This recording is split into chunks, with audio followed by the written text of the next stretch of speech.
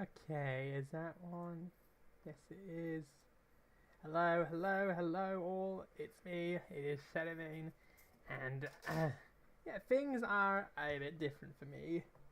As you can see, I am. Well, it still looks like an ordinary stream, but it's a very different stream to what I usually stream. I'm not on Discord. I am. I am on a different thing. I am on. I am live streaming on YouTube for once because I transitioned to thing. I transitioned from Streamlabs to regular OBS, and stuff has happened. So I wanted to see how this goes, and I wanted to see if this works and if this will happen, and if this will. Well, it does look like things are working as intended. So I do see some people coming in. So I think with that said and done, let's just get right into it. Final Shape Showcase. Thanks for tuning in, y'all. Like many of you, I've been playing games as long as I can remember. They're a core part of what makes me who I am. I believe there's this deeply rooted, often unstated mission of games to keep adventure alive. In 2014, Bungie set out to start a new adventure. Heroes awakened on a desolate planet. A silent god set in our sky. And it wouldn't be long before an ancient enemy, shrouded in darkness, showed up at humanity's door to destroy us. Over the years, our heroes would shape a story far greater than anything we could have imagined. Players would explore deep into the depths of Venus, hunting a machine god that controlled time itself.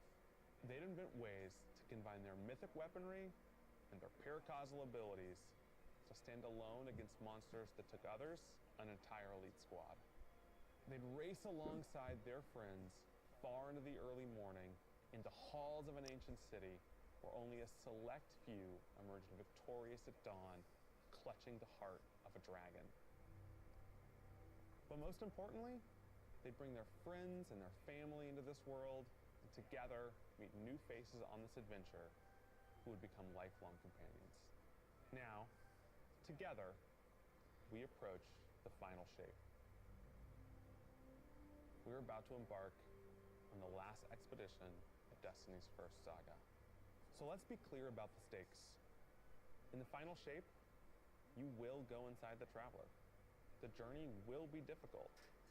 And what awaits you on the other side of this trek is nothing less than the deadliest entity we have ever faced. There will be no open betas. There aren't going to be any guides on the internet telling you how to handle what's to come. Whether you've been with us from the beginning, joined us somewhere along the road, or are looking at Destiny for the first time, anybody who shows up on launch day is going to be greeted with this same uncharted world. A vacuum-sealed experience begging for you to be the first person to peel it open. So today is your invitation to go forth and adventure. Alright, Joe, let's see what you've got.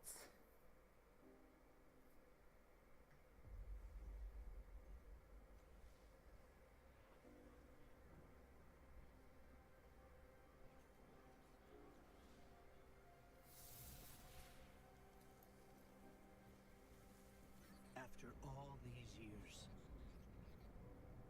we never talked about it. Why I brought you back. Is that the tower? Why you were chosen.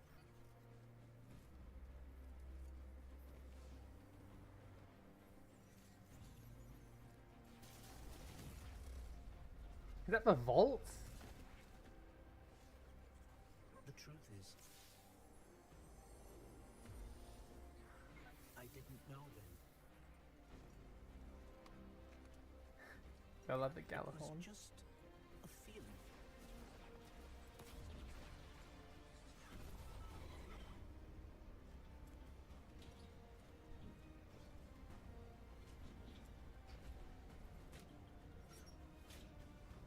But I know now. After all we've seen, Hey, Cade. all we've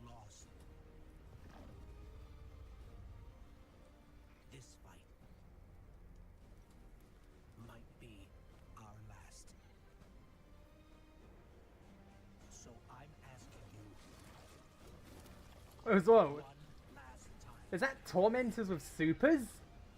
to rise.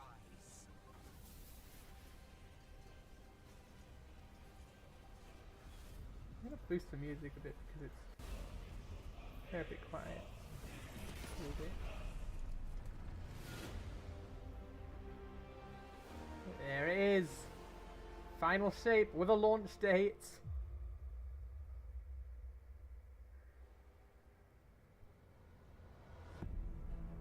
This is a momentous time in Destiny history. We've been building to this moment for the last 10 years. The final shape is the conclusion to that journey. This is a moment in gaming that, as a developer, you just don't get very often. Guardians and allies are fighting the biggest threat that the universe has ever seen in this big culmination of the Light and Darkness saga. When we were thinking of what the final shape could be, it had to be a lot of different things. It needs to pay off this epic confrontation with the Witness that we've been setting up for years. It has to bring you closer to your allies in the Vanguard. It has to be this place that like makes you feel nostalgic for the entire journey you've been on.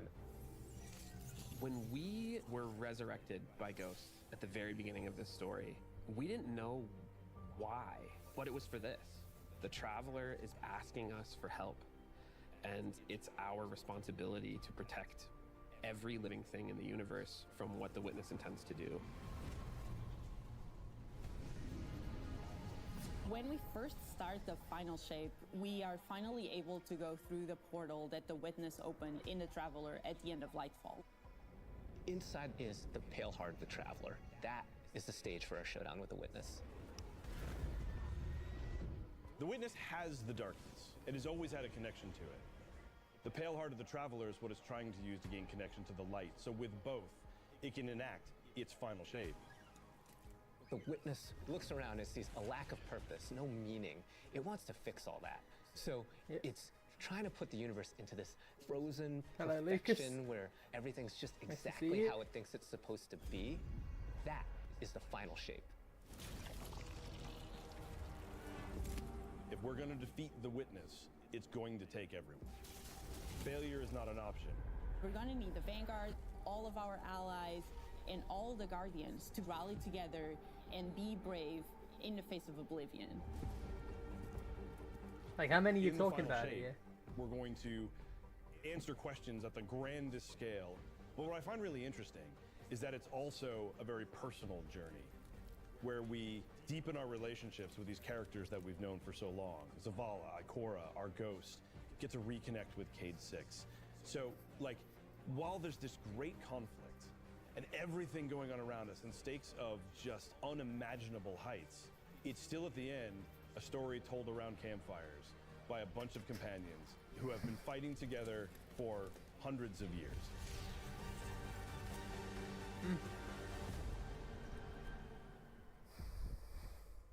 By the way, rip to...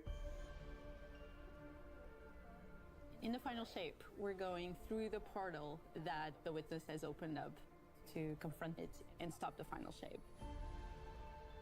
Inside the Traveler is this infinite, vast, unknowable, and we're landing on the Pale Heart, which is a fraction of really what is inside the Traveler.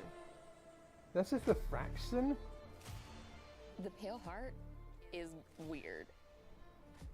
It's a little strange, it makes you feel a bit uncomfortable, and it is also just so cool and artistic in the best way. The Witness entered well ahead of any Guardians, and so it's had time to kind of shape what's there. When our Guardian enters, the rest of the Pale Heart starts getting shaped also around what we've experienced. Ah. This is the Traveler recreating the world in front of you as it saw on your journey. One of the most memorable locales from Destiny's past is the D1 Tower. Is that It's going to be like really the a social labor space? of love from the Destiny team. The final shape means so much to everyone who's building it, and I think players are really going to be able to see that. Like, is that going to be a Pale social Heart space? is Like, our very first linear destination that we've ever done. I would love it if players felt that they began their journey in a place of safety and feel it escalate in danger, in surrealness, because there is this beautiful evolution of the space. They see things that are more and more wrong as they begin to go towards the Witness's monolith. It's kind of this omnipresent, foreboding thing off in the distance. The weirdest things happen as you get closer to the monolith in the form of reshaping. Kind of like deconstructing things and putting them back together just wrong. The sense of scale you get out there, like as you're exploring these spaces and you're jumping on these reshaped cuboids of Earth, you feel tiny as a Guardian. You feel alone. You feel like you are not the force to be reckoned with that you have been. You're not the God Slayer right now. You're just this little person jumping from these massive pieces to massive pieces. One of the things that we really tried to also capture is that the Witness keeps throwing everything it has at you. And so you're going to fight these new enemies. I think feels the quite a few. Let Subjugators. me. Subjugators. Subjugators are the new unit you're going to be facing in the final shape. They have Let an me just fix enhanced that. power set. They're performing stasis power. Hang on. Let me. If you say it's quiet, let me fix that. There you go. Is this better? Hopefully it's better. Powers and strand powers to face the Guardian, well, in support of all the other enemies you're fighting too. They bring something entirely new to the battlefield, which is kind of this element of control. So they are basically They're the back there tormentors merged hanging away with the Hive stasis abilities, Guardians. throwing crystals at you, freezing you in place, Boo. tangling you up.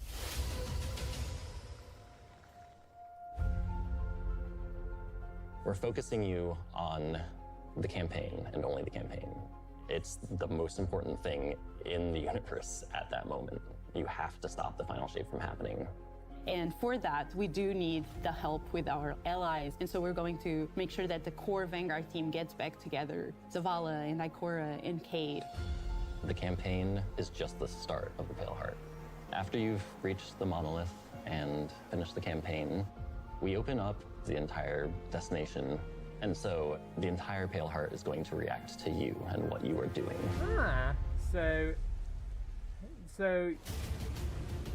The campaign in the final shape doesn't really end with the final mission. The raids are where you defeat like the big bosses. So it's only natural that when you are going to confront the Witness, you're going to do that in the raid. Oh, But fighting the Witness that in the might not be raid. enough. This is a moment where we need to rally all So Guardians it's like what to be Oryx able to did with overcome Taken King. the final shape Because and you the had to, Witness. because you had to kill Oryx in the Regicide mission and then kill him again in King's Fall. Is that what we're doing with this? In the final shape, we are inside the Traveler, very close to this energy. This allows us to have new supers, Arc, Solar, Void. We want to create something that turns you into an offensive powerhouse, Oh, a but new super for also each class. can benefit your allies in a support capacity. There is this thread of team play and like working with your friends to overcome the odds. What is... Oh. The Warlock Super is this ultimate expression of solar energy coursing through your Guardian. This Solar Warlock Super is a callback to Radiance from D1. Other than Golden Gun, this is the only other first-person super in Destiny right now. Your melee's like all of these projectiles going off, doubling the amount of projectiles. Your grenade almost being sentient as it searches Holy around, shit. and then it hits a character and bounces off and goes to another one. And you're so overflowing with this energy that you are also giving it to your allies, allowing them to have their Jesus solar H. weapons Christmas. supercharged, applying Scorch when they're shooting. The new Solar Warlock aspect, when I cast my Rift, it is going to create this little solar soul that when it sees an enemy, it launches part of itself out and hits the enemy and explodes and scorches them. It just feels very alive. I see. So it's like Twilight Iron Soul, but so Arsenal.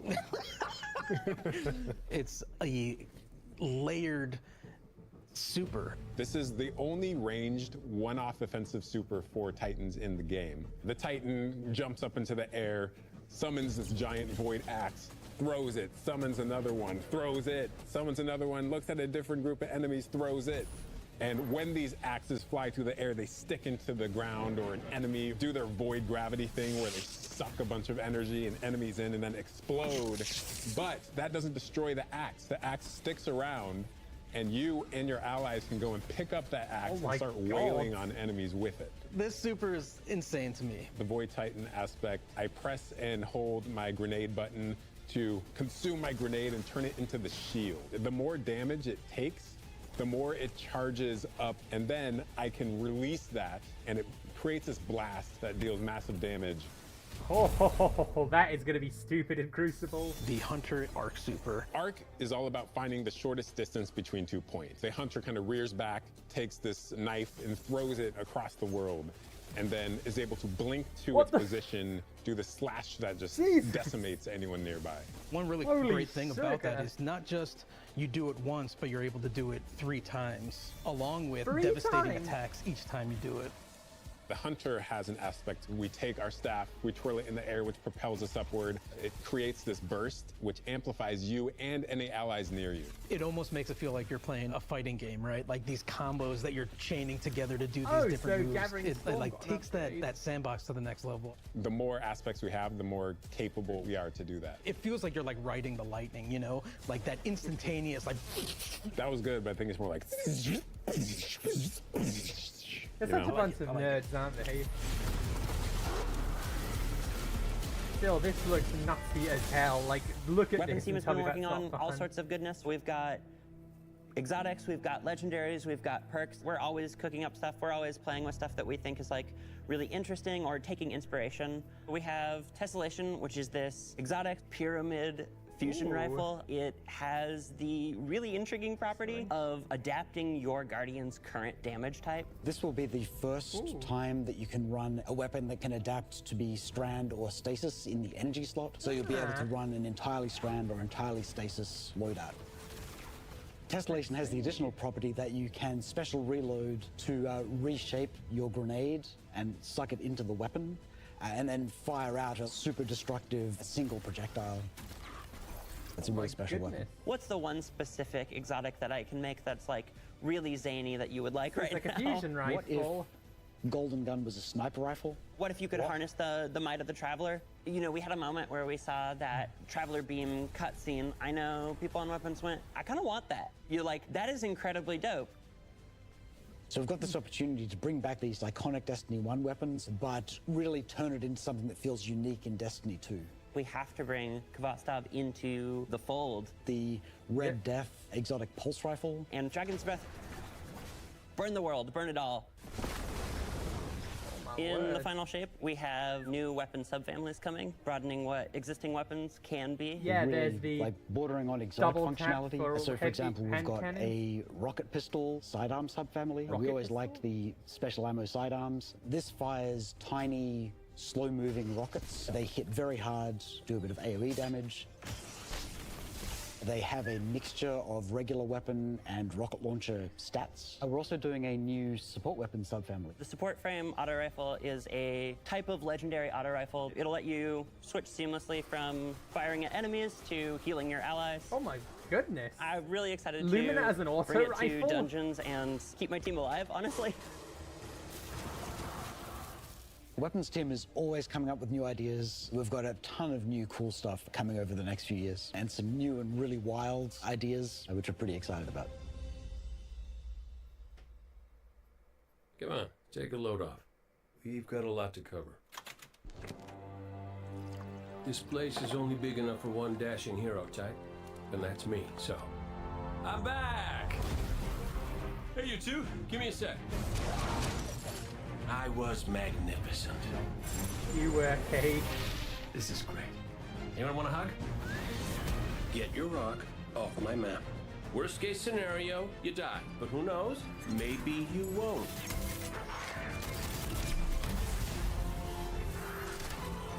God, I miss Kate.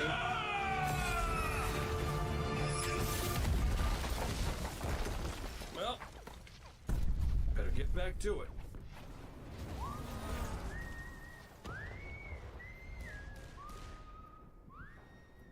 Like,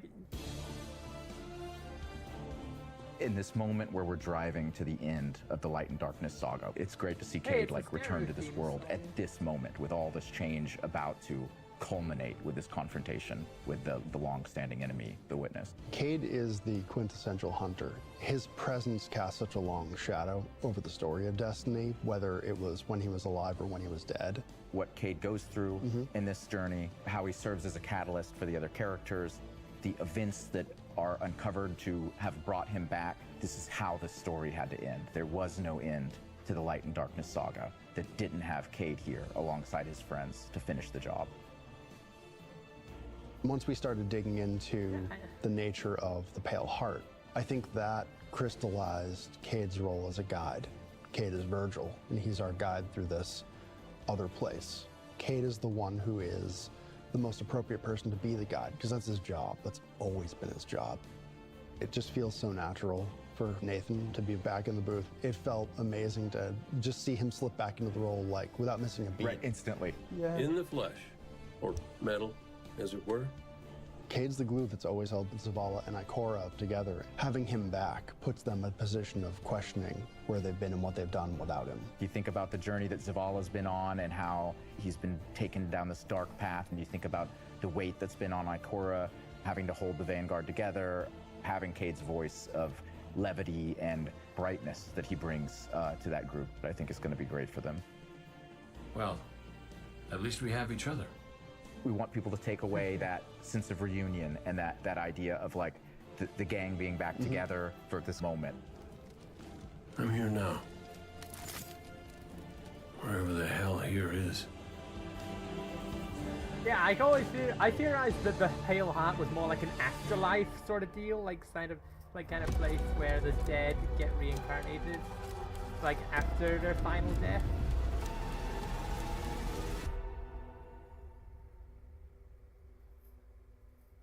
Ah, this will be the new season. Guardian, the Witness poses a dire threat. And the Witch Queen holds the answers we seek. But only if we contend with her sister, Xivu Arath. It rests with me. Will you come back from this? Do not be afraid.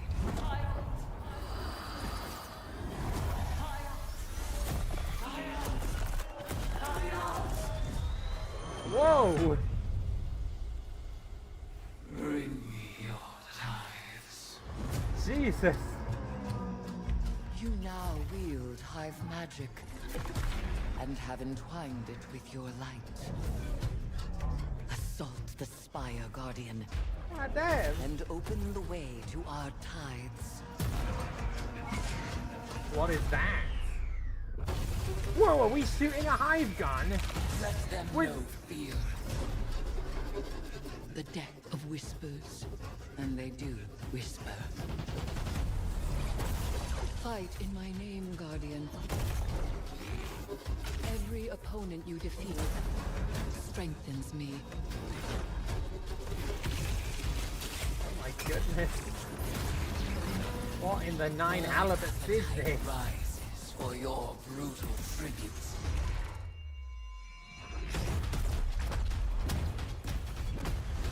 Let us show her what it is to be Hive.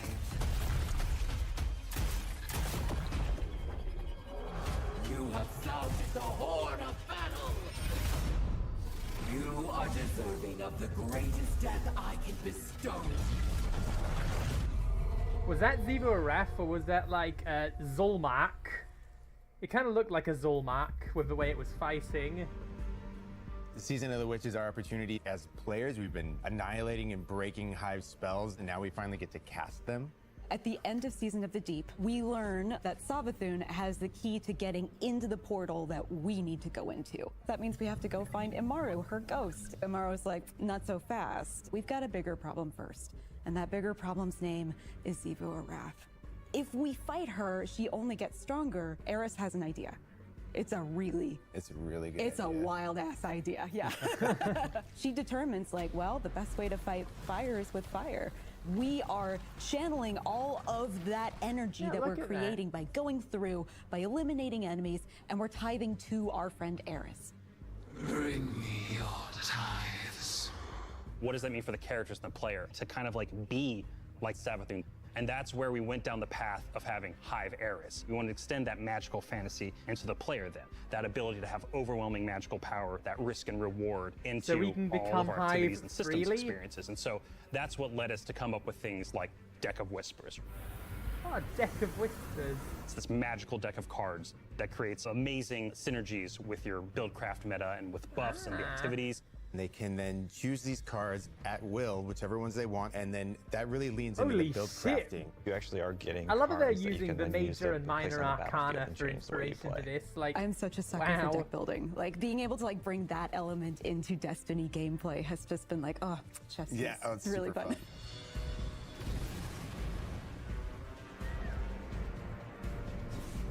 So we've got 2 brand new seasonal activities coming with Season of the Witch. We've got Altars of Summoning and Savathun's Spire.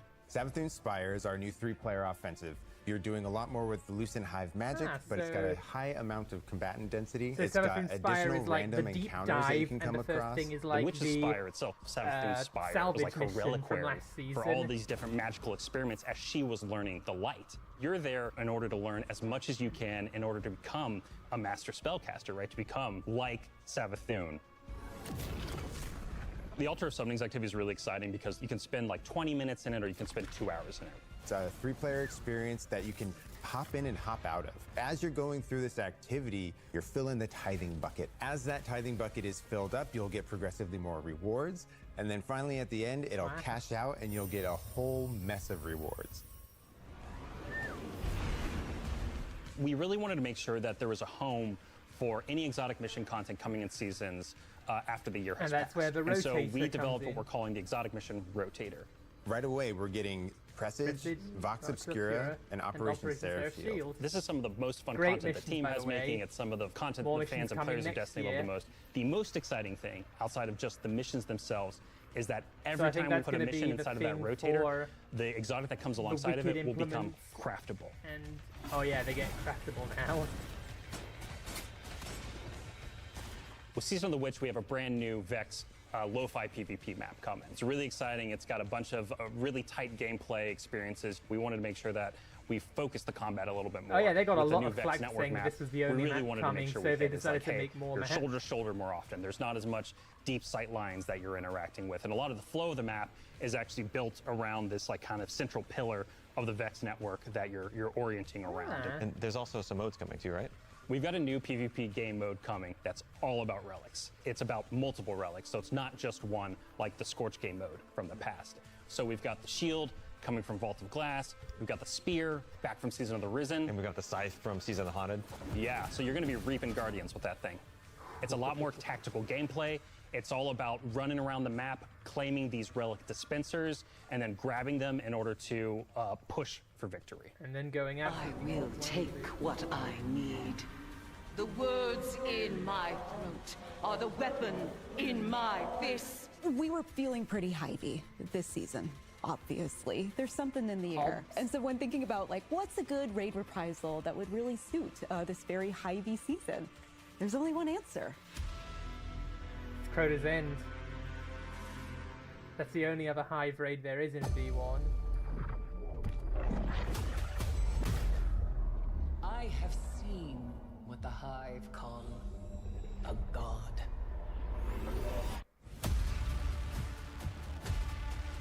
Personally, I never did any Crota's End runs ever.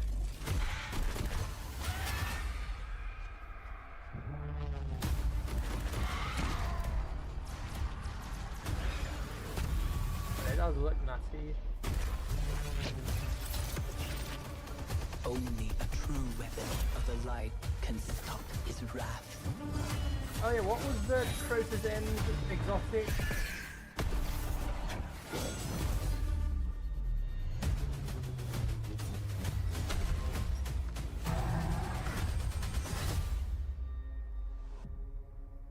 And yet there's a world's first raid race, September 1st. Oh god, that's going to be on the same day as Big Run. That's going to be... Ooh. Heading into the final shape, we really want to rally all Guardians at the end of the Light and Darkness saga We want to reduce those power barriers as well as catch people up on key story beats and make sure that they have a really great and easy time connecting with other players.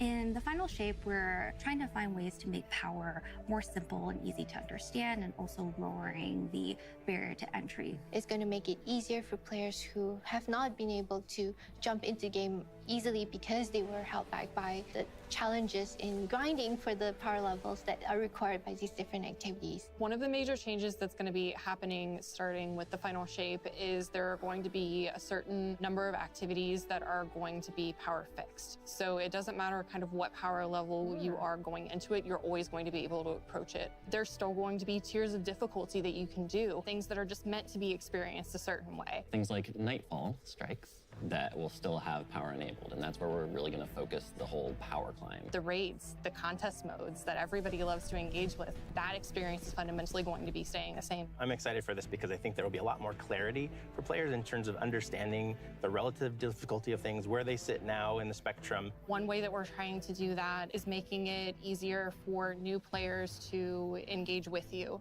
So we're introducing something that we're calling Fire Team Power. You can actually bring your friends along to play any dungeons and raids in the game without having to wait them to be at a certain power level. The person with the highest power in your fire team is actually going to bring all the others close to their power level, which means that there's no barriers really for any other guardian to join you in this high-level content. When it's combined with Fire Team Finder, it also allows you to find strangers, people you've never played with before. Oh yeah, have this that is same an in-game experience. That's all LFG. regardless they're of the talking power about. level of you and the rest of the people in Yeah, your they fire mentioned team. this Fire Team last Finder year is the new feature in that's the coming in season Lightfall 23, showcase. aimed at helping connect and find other people to complete the best and most aspirational content Oh, that in does look Destiny. nice, We though. have a tag system Oh, that launching allows next players to season. be able to say, well, this is my playstyle. I'm really chill. I'm anti-sweat. I'm just really here to have Basically a good me. time. Exactly. Tags really allows players to show a little bit more personality, show a little bit more about what they're about. I think what's really great about it is with this launch, we're also looking at including inclusion tags. As an example, one of the inclusion tags that we have are for colorblind players. Hopefully the inclusion tags will bring players closer to finding their community and even closer to the people that they're playing with. So once a listing goes live, players will be put into a listing lobby where players can gather, they can communicate with each other. So we wanted to make it as convenient and as easy as possible for players to not just sit and stare at a screen for a long time while their listing actually fills up. As a gamer who's typically more solo, I'm especially excited about this because it really is about helping reduce that anxiety and burden that comes with trying to make a new connection.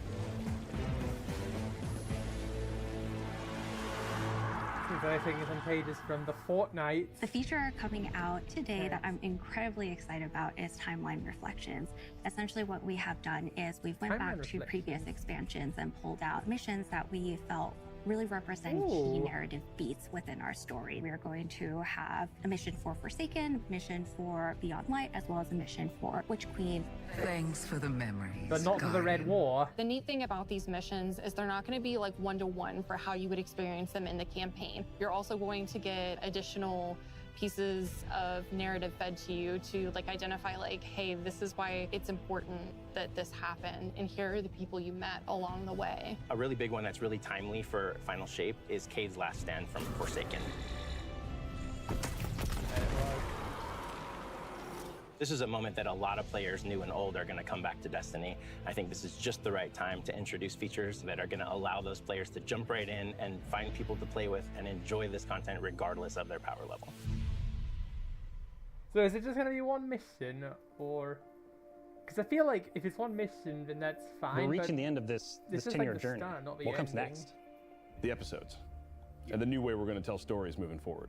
What's really important about episodes is that it's a really big shakeup to what we've been doing. Instead of providing 4 seasons a year, you are going to get 3 larger episodes. And so the first 3 episodes in this coming year are called Echoes, Revenant, and Heresy. It's coming right after the final shape. And the theme for the year is going to be all about the consequences and aftermath of the final shape. I think what's really the cornerstone of the episode model that we're building is the 3-act structure. Well then. The acts act as these anchors for us to introduce new weapons, new artifact mods, new activities. There's going to be new missions coming around the core. There'll be new story moments in every single one of these acts. We're actually providing more cinematic styled experiences throughout the Final Shape year and the episodes with it than any of the seasons we've ever developed before. These new stories are actually playable as standalone. Like each episode is something you can experience whether you've been playing Destiny for 10 years or this is your first one. You're going to be able to basically enjoy them in any order you want to. I think the opportunity with this big epic moment is that we get to innovate the game. We get to move the game forward. It's all about change frequently. It's all about deeper story moments. It's all about more weapons, more loot, more often. And it really provides the team with a platform to go much deeper into the themes and fantasies and story of any individual episode as compared to the seasons you know of today. I'm so excited to see what the narrative team can do with this kind of new platform looking forward to it storytelling. as well. Episodes provides this awesome Wait, is that foundation Fickroll? for the future of Destiny. We're moving into the next stage. Are we getting of a Destiny Fickroll 2. episode? I think some people look at the Final Shape and they think Destiny 2 is coming to the end. And in many That's ways, gonna be it's the exciting. opposite. We're leaning in. We're putting the pedal to the metal. Episodes provide us a new, innovative way for players to engage with Destiny 2 throughout the year. Well, let's just see if they hold water. What makes a guardian a guardian? There he is. Rest in peace, Len. Devotion, bravery, sacrifice. We know that we were chosen for a reason, by something greater than ourselves. Guardian. Guardian? Eyes up, Guardian. Shaped by the fires of each new battle, we are forged and sharpened into what we must become for the fight ahead. We are the final line that halts the second collapse. All of us. Every Titan. Every Warlock. Every Hunter. What is it the Guardians say? Devotion inspires bravery. Bravery inspires sacrifice. Sacrifice leads to death. The line between light and dark is so very thin. Let's cross it together. Ah, damn. I mean, say what you will There about are Destiny things and out its in the state. dark that only the dark can overcome. Yeah, say what you will about the state of Trust the game. I still think You've it's going to be heard one of the those games that stories literally cannot of be the taken traveler's down. sacrifice. Period. Of darkness descending upon humanity.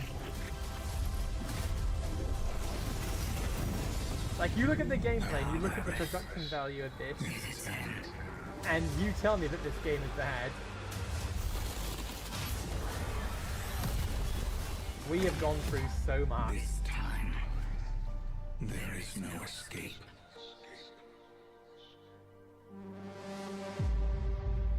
Absolutely. Become legend, everyone. It's going to be an exciting year for Guardians. We get to make good on a promise that we made way back in 2014.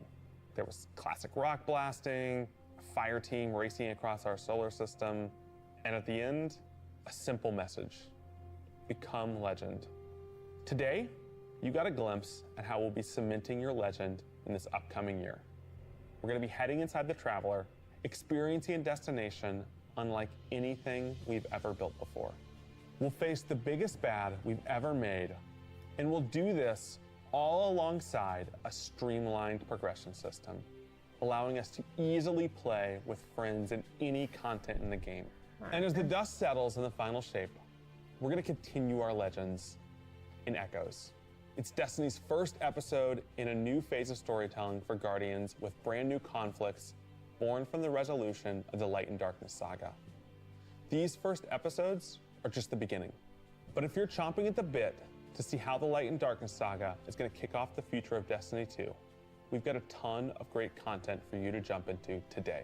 Going live after this, we've got Season of the Witch, with a new story, new weapons, new armor, new activities, and new PvP content, all alongside a series of story catch-up missions, allowing any of your friends to jump into the game and get up to speed on what's happening in this world. Then, next week, a brutal reprisal of Crota's End is going to join the ranks of our aspirational content. I can't wait to see you all in the Throne World as we learn more about the final shape and how we can stop it.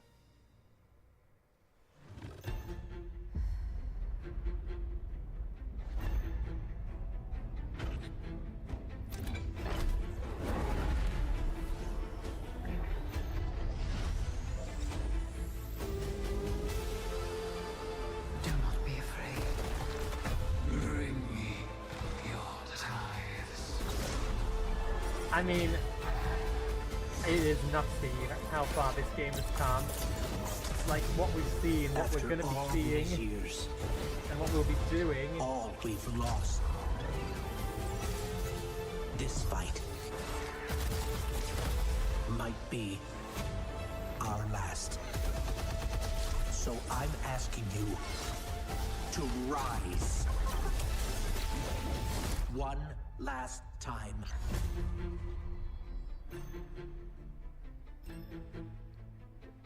And there it is, folks, the Destiny 2 showcase. Oh, you like the edition? For those looking to spend a little extra.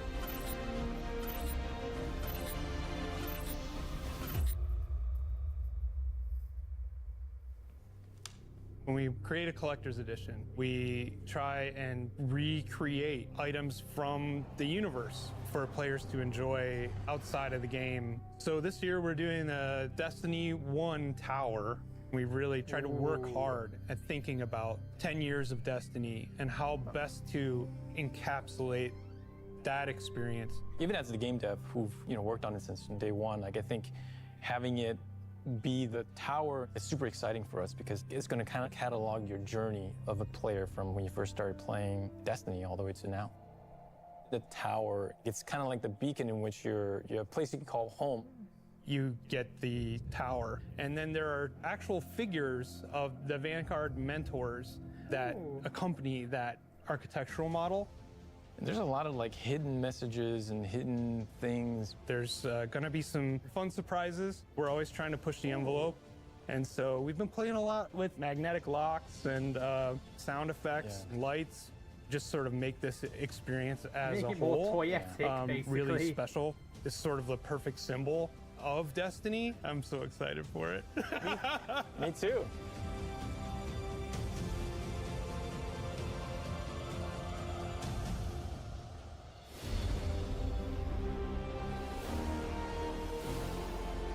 There it is, folks. Le final shape. You've got the date, you've got the time, and that is the post show. So, all in all, the final shape showcase. Yeah, I really think that this is going to be like easily one of the best ways for Destiny to expand and change. I mean, it's changed every year, but some changes have been good, some changes have been bad. Lightfall was in a bit of a dire state, really, but I believe the Bungie team can turn this around and deliver something truly special. I mean, they've done so in the past. There's no reason for them to stop doing it. I'm actually going to try and... Yeah. There we go. I knew something was a little bit too low. But yeah, I really do think that we are looking forward to we are really going to have a great year going ahead. Like, negativity aside, state of the game aside, I really do think that it's going to get better from here. And who knows, I might just even do a stream of Season of the Witch a little time after this. Whether it's on Twitch or on YouTube, I don't know, let me know. Like, if you like this, I'll keep doing it on YouTube. If you don't, I'll just go back to Twitch. I mean, I am not someone's uncle or someone's mother, but hey. I'm rambling on, so I think I'm just going to stop streaming and, yeah, just let you get on with it. And, yeah, that's